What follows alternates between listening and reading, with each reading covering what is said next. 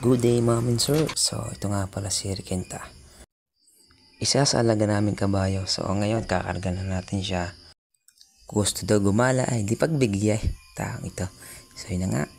Dinala ni tatay sa loob. Tanong, ilang taon na nga ba yan?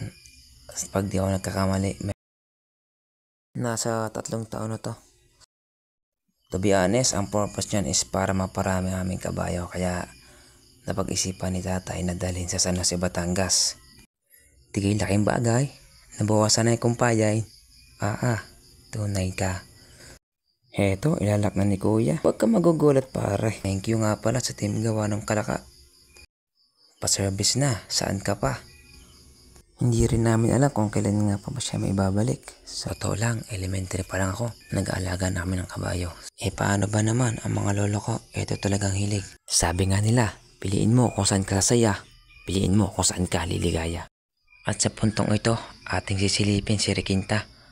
Grabe, in fairness daw, naka-aircon pa.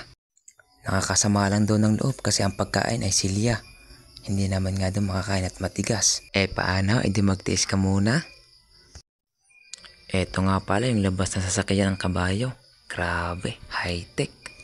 Pag di ako nagkakamali, imported pa to. Paano? Di babay na muna. Hanggang sa muli, nawa ay dumami ka, Riquenta. Bye-bye!